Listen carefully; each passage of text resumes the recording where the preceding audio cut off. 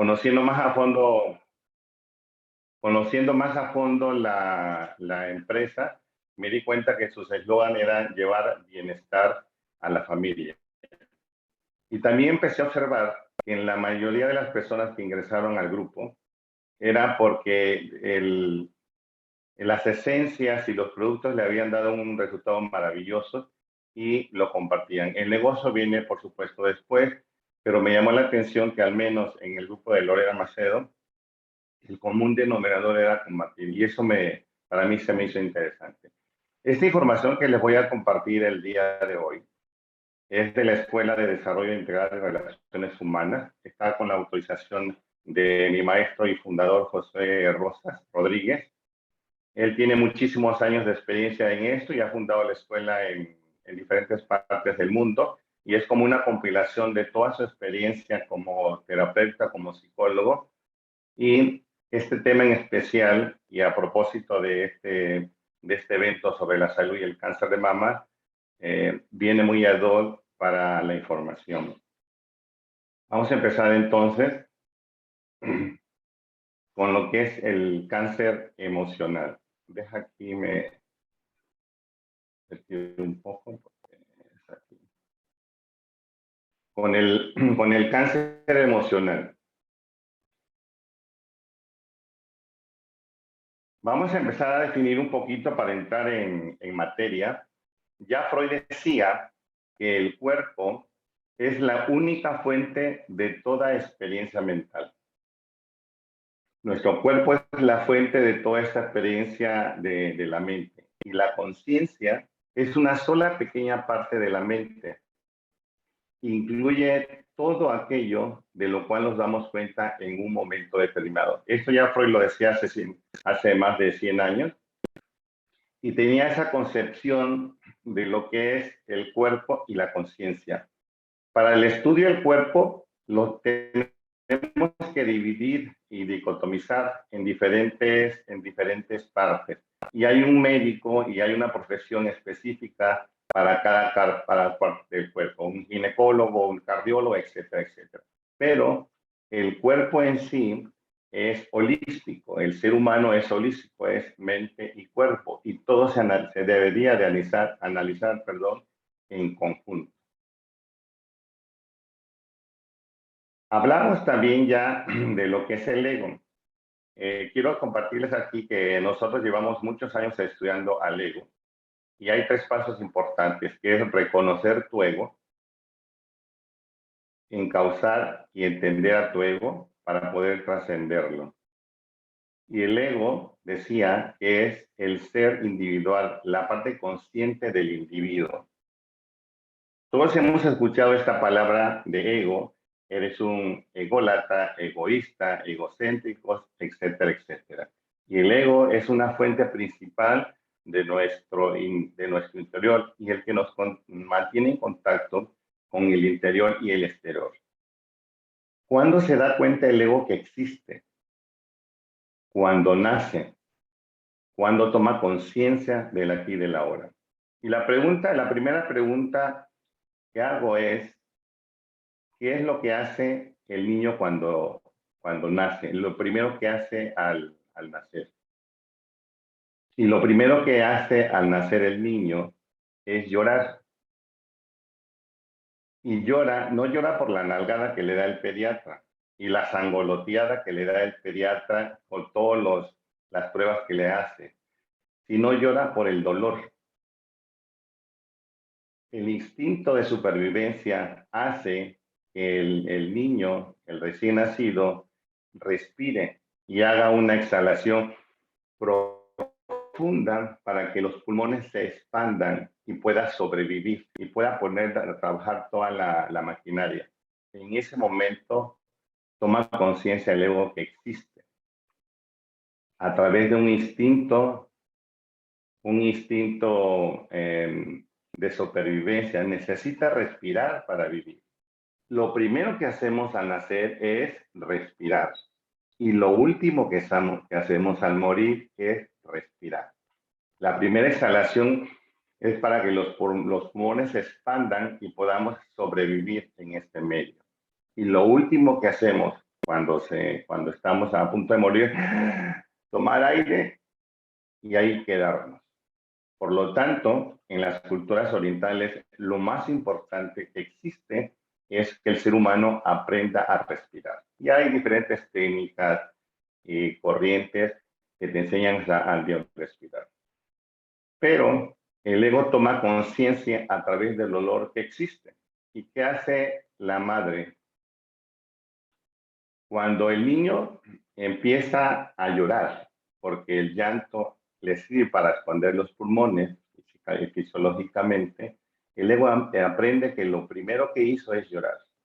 Pasa el tiempo, llega a la cuna y todo el mundo está con él y se parece a papá y se parece a mamá, aunque el niño no se parece a nadie porque realmente está hinchado el pobrecito.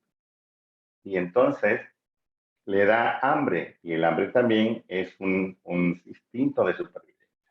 Y el niño le pregunta al ego, oye, ego, tengo hambre. O sea, antes tenía yo esa sensación y solito caía el alimento por el cordón umbilical.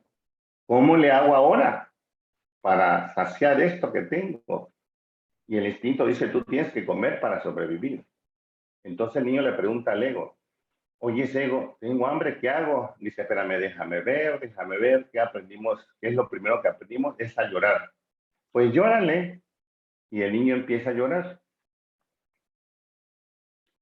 Y empieza a llorar porque es lo primero que aprendió. Y en ese momento recibe la satisfacción del alimento a través de la leche materna. Pasa el tiempo y entonces se siente con un dolor porque se le dio el estómago. Y entonces le dice, ego, es que me duele.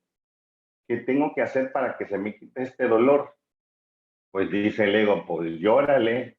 Y llora por todo el chamaco. Porque cada 2 horas tiene hambre, porque tiene que respirar, porque tiene que evacuar, etcétera, etcétera. Todo es un instinto de supervivencia. Y aquí viene la madre que debe de tener la capacidad para diferenciar el llanto del niño cuando es por dolor, cuando es por hambre y cuando es por necesidad de afecto. Así se aprende el ego a comunicar a través del llanto y a través de ese niño. ¿Y quién es la primera persona que maleduca o educa al bebé? Cuando el niño llora, inmediatamente la mamá le pone la mamila o el pecho para su alimento y entonces, en la medida que lo da y debe de recibir atención completamente a ese niño, a la hora de lactar el niño, la mamá debe estar con él, viéndolo con lo que vamos a ver adelante, cariño, aceptación, formación y todo lo demás. Entonces ahí empieza, y así empieza a demandar lo que aprende en su alrededor, a demandar lo que necesita para subsistir y para desarrollarse a través del ego. El instinto le solicita al ego, y el ego, como aprende al exterior, le dice cómo. Y entonces decía aquí mi maestro que las madres mexicanas son las mejores madres del mundo, pero cuando el hijo se va, pues valen eso, porque no aprenden a ser madres, no aprenden a ser, perdón, mujer. Y así el ego empieza a demandar constantemente como aprende a sus necesidades básicas, a amar, a querer, a trascender, etcétera, etcétera. Y la familia, la mamá, papá y mamá, son bases para que ese niño se forme y ese ego se vaya formando funcionalmente. ¿Qué es la emoción? La emoción es la agitación y la turbación del ánimo. Hay un ego, hay una emoción y hay un resultado. Aprendimos entonces qué cosa es el ego. Es un ser individual, es la parte consciente del individuo que nos mantiene en contacto con la realidad interna y la realidad externa. ¿Cuáles son las necesidades básicas de ser? Lo que el niño debe recibir en los primeros 7 años de vida, que es la formación del ego, funcionalmente, debe recibir estas necesidades básicas para desarrollarse y trascender, que es el cariño, la comprensión, la aceptación y la formación Y todo esto se debe de dar en la misma proporción. Y se debe dar por mamá, por papá, por familia, etcétera, etcétera. Cariño, comprensión, aceptación y formación. ¿Por qué? Porque cuando falta algo de esto, cariño, aceptación, comprensión o formación, cuando no se los damos en equilibrio y como el ego lo necesita, hay una sensación de abandono. Y esa sensación de abandono provoca en el cuerpo emocional un cáncer. Recordemos que el cáncer es cuando se empieza a dañar una célula y empieza a contaminar las otras y se empieza a ver una enfermedad. En el cuerpo emocional también empezamos con un cáncer emocional por una sensación de abandono, porque al niño y al ego del niño no le dieron el cariño, la comprensión, la aceptación y la formación que él requiere a su manera y de manera funcional. Por lo tanto, cuando no hay cariño, no hay aceptación, formación, hay un miedo. Y aquí el miedo puede provocar un vicio, porque ese miedo que nos da por la falta de esa solidez los primeros 7 años de vida, nos queda un círculo vicioso. Y ese círculo vicioso nos trae una sensación de miedo y una sensación de abandono. Fíjense algo muy importante, miedo y abandono son las palabras claves para la enfermedad en el cáncer emocional. ¿Cuáles son los síntomas de ese cáncer emocional o esa sensación de abandono? Esa sensación de abandono, ¿sí? Nos empieza a dañar el cuerpo físico y el cuerpo emocional. En el cuerpo emocional empezamos a experimentar las emociones negativas que existen, como es la tristeza, la melancolía, el coraje, la rabia.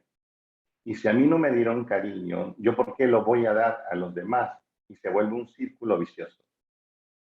O me voy al extremo, como a mí no me dieron cariño, yo no sé cómo es amar, y entonces me siento el ego sufrido, el abandonado. Me da el síndrome de la muñeca fea, llorando por los rincones. Así se daña el cuerpo emocional. Pero también se daña el cuerpo físico, se somatiza. Ayer con la señora Silvia aprendimos eso, que una depresión desde el pasado y una ansiedad viene siendo para el presente, perdón, para el futuro. Entonces, cuando se daña el cuerpo físico, existe una somatización, una depresión y ataca el sistema de defensa físicamente. Eso hace que nos baje la autoestima.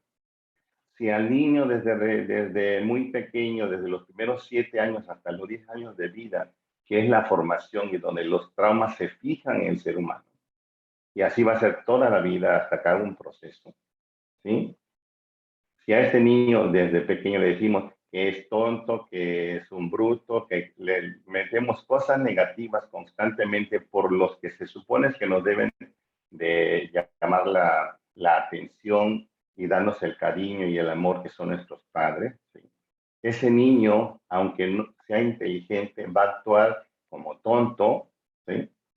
Como baja autoestima, aún sabiéndolo, solamente para joder al que me lo haya dicho. Ah, soy muy tonto, pues ahora voy a ser el más tonto del mundo. Y empiezo a responder y empiezo a portarme mal. La autoestima baja. Y esa autoestima nos proporciona en el cuerpo emocional un cáncer emocional. Empezamos a dañar células de nuestro cuerpo emocional y ese cuerpo emocional daña nuestro cuerpo físico y nuestro cuerpo espiritual y nuestro cuerpo mental. Pero lo que está detrás del abandono es el miedo. Cuando ese niño tiene ese miedo que le causa una serie de emociones negativas como la tristeza, la melancolía y el coraje, ¿sí? La base de todo es como el efecto cebolla en la psicoterapia, se llama el efecto cebolla. Vamos arrancando piel por piel para llegar a capas por capas, para llegar al centro, y siempre se encuentra en el centro del ser, de ese trauma, un miedo. Miedo y abandono. ¿Cómo podemos definir el miedo psicológicamente? Es un trastorno, el miedo es un trastorno paranoico, dependiente, evasivo, compulsivo. Ven explotaciones, injusticias, daños, engaños donde no hay. Se sienten insultados, injuriados, reaccionan con indignación. Culto al intelectual como sinónimo de dar poder al otro para justificar sus miedos. Todo eso es lo que causa miedo. Y ese miedo empieza a dañar a órganos vitales, ya en la parte física, en el cuerpo físico. Daña la zona visceral, daña el hígado, daña el páncreas, daña la vesícula biliar y daña el intestino. Y los que saben de coraza bioenergética es esta coraza del segundo chakra que tiene que ver con el coraje ocasionado por ese miedo y esa sensación de abandono. Están enojados contra el mundo y al final están enojados contra ellos mismos. ¿Cómo se puede contrarrestar esto o este miedo? Se contrarresta con paciencia, control y comprensión. ¿Cómo se utiliza la comprensión? El trabajo del ego es comprender la posición de los demás, darse cuenta cuál es la realidad y solucionar el problema, no reaccionar en contra de los demás. Existen personas que le echan la culpa a los demás porque ganó X partido, porque Trump está en Estados Unidos, por cualquier cosa, y no se hacen responsables de lo que responde. Aquí quiero hacer un paréntesis para trabajar un concepto, sobre todo con los que tienen hijos. Cuando el hijo viene con miedos porque reprobó la materia y realmente no tiene conciencia de que lo que está realmente pasando, de lo que es responsable porque no estudió, porque no se dio el tiempo, por lo que tú quieras. El niño viene pensando en el regaño y en el castigo. Y hay 3 palabras claves que nos pueden ayudar para que ese niño sea consciente de sí mismo. Una, decirle, ya te diste cuenta que reprobaste, tú reprobaste. Hacerle responsable de que el problema es de él, no es tuyo. Tú reprobaste. Segundo, y hay que dejar un tiempo y un lapso de tiempo para que tome conciencia. Segundo, ¿qué vas a hacer? ¿Cómo lo vas a solucionar? ¿Qué piensas para poder pasar la materia y dejarlo un tiempo para que razone? Tercero y el más importante, dime cómo te puedo ayudar. Dime qué quieres que hagas por ti. ¿Por qué? Con estas 3 pequeñas frases. Uno, primero, le decimos que la bronca es suya. Al ego le decimos, es tu bronca, no es la mía. Como decía mi maestro, si algo te dicen y te duele, es tuyo, no es de los demás. 2, que tú tienes la capacidad de resolver las cosas. Piénsale cómo puedes salir de ese problema. Y 3, y lo más importante en el caso de los padres, dime cómo te puedo ayudar. Dime qué puedo hacer para ayudar. Y con estos 3 conceptos trabajamos que es la comprensión, que es el ego comprenda la posición de los demás y darse cuenta cuál es la realidad. La realidad es que él reprobó por él. ¿Por qué? Porque tiene que buscar una solución. Porque no estudió, porque se le fue a internet, porque por cualquier cosa. Que lo puede solucionar, que debe de haber una forma de solucionarlo. Pero lo más importante es que está mamá y papá para que los ayuden, pero él me debe de pedir cómo quiere ser ayudado. cómo quiere ser amado. Y con estos tres conceptos polarizamos y potencializamos al ego y lo encauzamos a que se haga responsable de lo suyo. Trabajamos ahora lo que es el abandono. El abandono, ¿cómo daña en el caso de las mujeres? Cuando la mujer o la niña fue abandonada por el padre, el abandono físico del padre es más realista y objetivo. El papá se va y es como algo en común que el papá tiene que ir a trabajar para traer el sustento, tiene que salir y regresar. Pero a veces van por los cigarros y ya no vuelven. Es un abandono físico, es realista. ¿Cómo le pega al masculino? ¿Cómo le pega al niño? Cuando el niño fue abandonado por la madre, el abandono físico de la madre es más sutil. Abandono de la misma madre. El ego culpa a la madre. Cuando el hombre es abandonado física y sentimentalmente por la madre, se vuelve misógino. Recordemos que misógino es aquel hombre que ama y odia a las mujeres. Ama a la mujer porque es su opuesto, es su complemento, es su media naranja. Pero la odia porque tiene un conflicto con la madre que no ha podido solucionar. Y como a la madre no le puede hacer nada, ¿con quién crees que se desquita? Con la mujer que lo representa, que es la esposa. Ese es un misógino, es un amor-odio.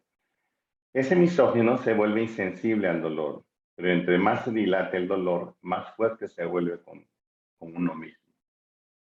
La diferencia entonces, cuando una niña es abandonada por el padre, el abandono físico es más realista. Y en el caso del hombre es más sutil, hace mucho más daño. Pasamos ahora,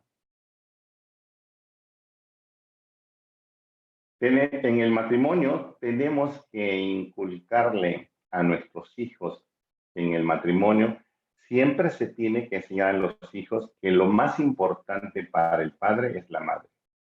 Y lo más importante para la madre es el padre. Siempre. Pero lo más importante para los dos como padres son los hijos. Los hijos deben de sentirse amados y queridos por ambos padres, por cada uno de ellos. Pero no debe de haber preferencia del amor sobre el padre o la madre sobre los hijos. No puedo amar cuando tengo hijos más a mi pareja y darle más atención que a mis hijos. ¿Por qué? Porque los hijos para que se desarrollen de forma conveniente y funcional deben de recibir la atención de ambos en la misma medida y proporción. Y aquí es, como diría mi abuela, cuando la puerca tuerce el rabo. ¿Por qué? Porque el ego quiere el cariño, la comprensión, la aceptación, la formación. Pero el cariño la solicita a su manera. Quiero que me atiendan. Quiero que me den como yo quiero que me den. La comprensión, darle su momento al ego. Cuando tenemos varios hijos, ¿sí? Hay tres tipos de comunicación. La auditiva, la visual y la kinestésica. Viene un niño y te dice, oye mamá, oye papá, fíjate que tuve este problema en la escuela, y te empieza a comentar, sí, adelante, te escucho. Y empieza a comentar su problema y tú estás trabajando, estás haciendo algo y lo estás escuchando. Y termina, ok, perfecto, ¿y en qué te puedo ayudar? Y todo lo demás. Se va ese niño contento. Viene el otro hijo y dice, oye mamá, fíjate que tuvo un problema en la escuela y que pasó esto, etcétera, etcétera. Dice, sí, te escucho. Y le empieza a contar, dice, pero mírame, tú no me escuchas, mírame. Ese niño requiere una comprensión y solicita el cariño y atención a su manera. El primero es auditivo, el segundo es visual. Y entonces, si nosotros reconocemos a nuestros hijos su canal de comunicación, si ese niño es visual, tenemos que dejar de hacer lo que estamos haciendo y canalizarlo a los ojos. Se recomienda siempre ponerlo agacharnos para estar a su altura de sus ojos y mirarlo y dime, sí, te escucho. Darle ese momento. Los kinestésicos son los que necesitan ser tocados y con cariño. Con dos palmaditas saben que te entendieron. La aceptación, paciencia para darle al ego individualmente con la vibración energética que él requiere. Pero en la vibración de la energía celular va la información que se fija en la célula. Por lo tanto, la calidad de vida es importante para polarizar la vibración energética. Y aquí cuando empieza el cáncer emocional. Cuando esa vibración que introyectamos en la célula a nuestro hijo o al pequeño, ¿sí? Ya viene disfuncional. Una conducta disfuncional de los padres siempre tendrá una conducta disfuncional en el niño a la niña. Siempre. A veces en terapia no necesitamos que venga papá y mamá. Con observar al niño sabemos cómo son, porque repiten todo lo que ven en casa. Así. Y si se dan cuenta ustedes, vean a su alrededor y los ciclos se repiten, cadenas de divorciados, cadenas de esto, cadenas del otro. Cuando empiezas a escarbar en su historia, te das cuenta que viene de un constelar interesante, ¿no? Hay un método para equilibrar todo esto, lo que decía del matrimonio y lo que decía de la atención en los hijos. Lo ideal es que los dos padres sean funcionales, eso es lo ideal. Y con eso nos garantizamos que los niños van a ser funcionales y van a trascender en la vida. Pero si la madre es funcional o piadosa o buena y el padre no, la madre es la que va a equilibrar, o al revés, cuando el padre es piadoso y tenemos una madre misoándrica o una madre negativa, bueno, lo equilibra. El problema es cuando los dos tienen una conducta disfuncional. No hay valores universales, no hay respeto, honestidad, trascendencia que inculcar. Y aquí quiero hacer una acotación para los que son maestros. Siempre hago este reconocimiento a los maestros, porque a veces los padres encargamos que los maestros se encarguen, se ocupen de la educación completa de los hijos. Y tenemos que hacer una antología entre gobierno, entre padres y entre maestros. Los tres tenemos que aportar. Pero la responsabilidad de proyectar valores universales a nuestros hijos somos nosotros los papás. Y la escuela se lo va a reforzar. Y muchas veces dejamos que los maestros carguen con todo eso. Hace poco di una plática sobre algo socioemocional que está en las escuelas. Y yo le decía, ¿cómo manejan los maestros sus emociones? Para poder manejar las emociones de los niños cuando los padres son abandonados. Y me he encontrado sorpresas con que hay madres que ya necesitan que los hijos regresen a la escuela porque ya no los aguantan, ya no los soportan, ya necesitan su espacio. Más adelante vamos a hablar de ello.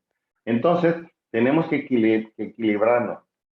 Cuando un padre es negativo, la madre debe ser positiva y viceversa.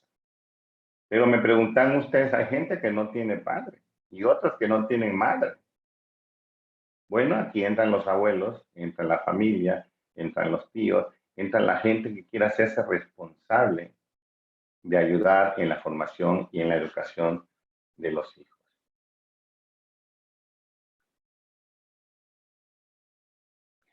Nos vamos ahora a reconocer los síntomas de un cáncer emocional. ¿Cuáles son los síntomas principales? Uno, es la calentura de pollo, llamado coloquialmente. Cuando tenemos temperatura, pero no sabemos por qué, no hay una causa de infección, no hay una causa biológica que nos ocurra, simplemente de momento nos sentimos acalenturados. También tenemos mucha ansiedad.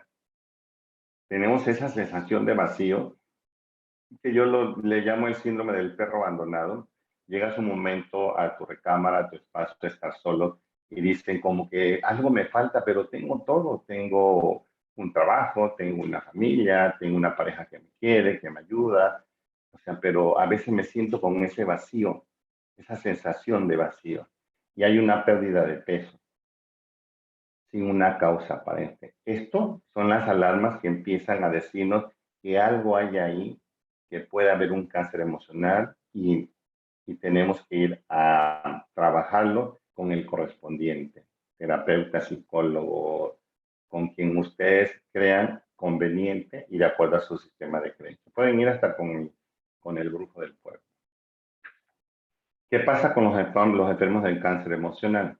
En la primera etapa hay una aceptación. En la primera etapa de aceptación hay una negación. ¿Por qué a mí? Porque yo.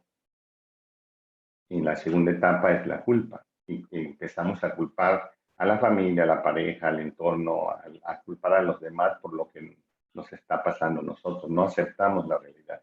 Y es un proceso que todo mundo puede pasar. Es un proceso de duelo como lo que está pasando ahorita con la pandemia.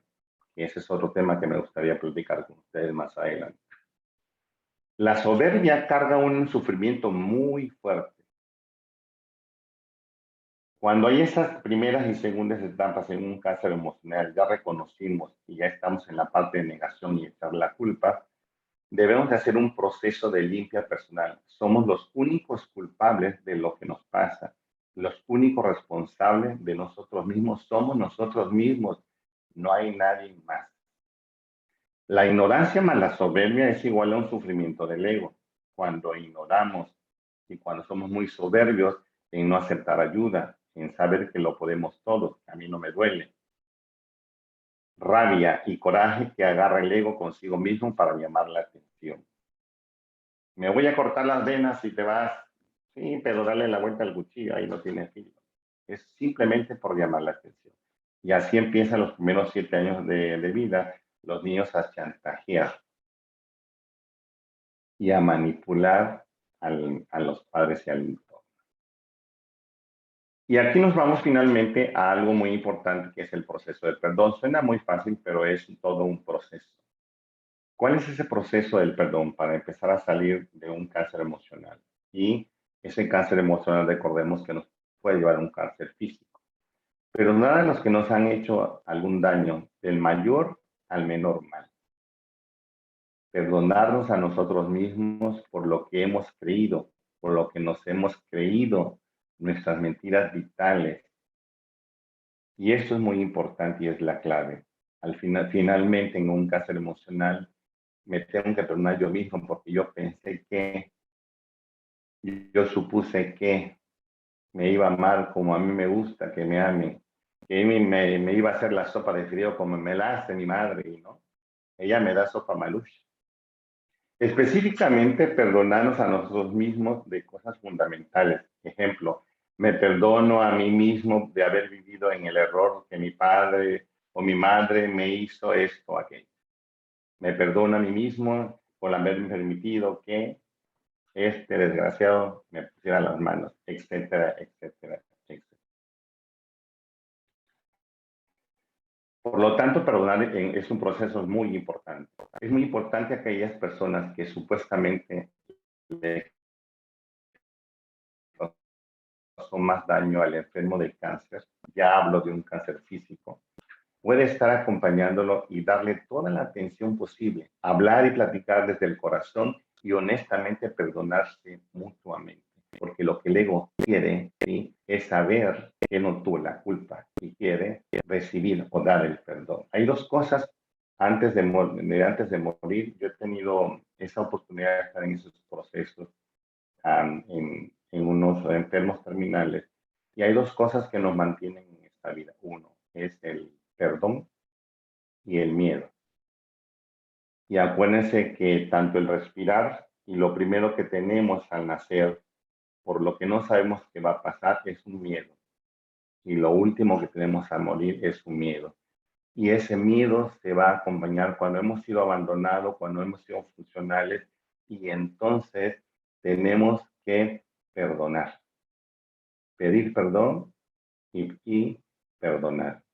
Esto libera el ego y ayuda mucho a la recuperación del enfermo de cáncer real, pues se hace una limpia del cuerpo emocional, limpiamos y drenamos el cuerpo emocional.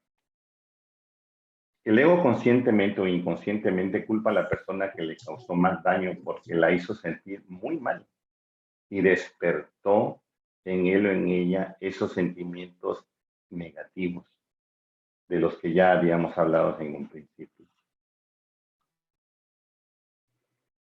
Cuando el paciente trabaja estos sentimientos con su terapeuta, el terapeuta tiene la oportunidad de hablar con la persona involucrada y explicarle qué es conveniente para el enfermo de cáncer, trabajar el proceso del perdón verdadero. En caso de no haber esa posibilidad, el terapeuta tendrá que hacer el proceso del perdón en sesión terapéutica aplicando las técnicas adecuadas para buscar su tristeza profunda, su melancolía profunda. ¿Cómo comenzó ese cáncer emocional? ¿En qué momento se convirtió en un cáncer físico? Limpiar su cuerpo emocional y espiritual. Entre más pronto se haga ayudar al paciente en su proceso, porque tenemos que tomar en cuenta que el cáncer físico avanza muy rápido. Y si apoyamos a este paciente con un cáncer real en cualquier parte del cuerpo, a limpiar, a perdonar y hacer ese proceso, podemos ayudar en la recuperación del mismo. Porque el ego lo que quiere es no hacerse responsable de nosotros mismos. Entonces, dése cuenta que desde que nacemos, los primeros 7 años de vida, que es cuando el ego empieza a formarse y se fijan los traumas, las cosas positivas y las cosas negativas, se van a quedar ahí de por vida. Por eso los terapeutas, los psicólogos, los chamanes se van hacia al inicio.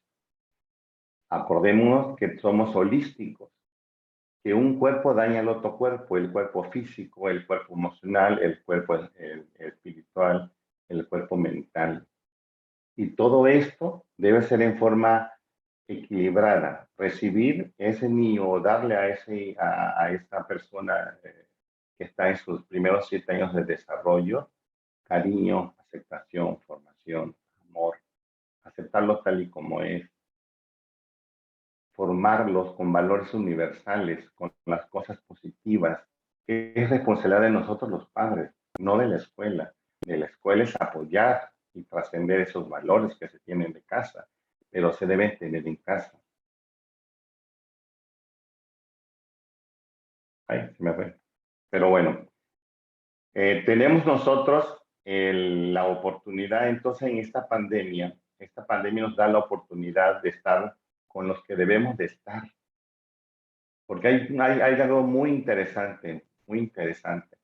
Nosotros los padres nos partimos la M para traer el sustento a la casa y para que nuestra familia esté mejor, esté bien, pero no convivimos con ellas. Imagínense en los tiempos pasados, cuando la mamá se quedaba en casa y es la que se encargaba de estar con los niños. Cuando ese padre es funcional y cuando esa madre es disfuncional, hay un equilibrio, pero si ambos están negativos, pues hay una disfuncionalidad en los niños. ¿Cómo ayudan ahí? Los hermanos ayudan mucho, porque ese dolor, esa trascendencia, esa carga, ese peso, se reparte entre los hermanos. Simplemente cuando el papá se enferma y somos 8 o 10 hermanos, pues nos toca cuidarlo un día cada uno. El problema son cuando es hijo único. A ese hijo único le toca todo o no le toca nada. Entonces es muy importante realmente trabajar esta parte del cuerpo físico, el cuerpo mental y el cuerpo espiritual. Y el cáncer emocional puede llegar a ser un cáncer físico. Normalmente, cuando se trabaja con las personas enfermas de cáncer, se rastrea toda esta parte de abandono, de miedo, desde su niñez, porque se lo creyó así los primeros 7 años de vida. Sí se lo creyó. Y esta pandemia nos da la oportunidad de eso, de estar con los que debemos de estar. Y resulta ser que al tercer mes ya estamos hartos de la convivencia, hartos de la convivencia. Y pues no que la familia, ¿sí me explico? Entonces mi maestro José Rosas recomienda que hagamos de esta convivencia, porque esto es cíclico, esto viene desde las plagas de Egipto. Siempre va a pasar cuando la humanidad necesita equilibrarse, va a venir una catástrofe, va a venir una pandemia para unir de nuevo a la familia, para estar, nos obligó a estar encerrados. Y ese encierro debe ser positivo, debemos encontrar cosas que hacer trascendentes, tener esparcimientos dentro de la familia, juegos, tenerlos, pero también, y ya por último, recomendamos o recomienda mi maestro José Rosas, que al menos tenemos que tener una hora de paz con nosotros mismos, de contactarnos conscientemente hacia adentro. Buscar un espacio, buscar un lugar, buscar algo donde podemos estar meditando, leyendo, trascendiendo hacia adentro, porque llega un momento que se contamina ya la comunicación. Por eso ahora las señoras quieren que ya abran las escuelas, porque ya no aguantan a los chamacos. Entonces, eso es la aportación del día de hoy.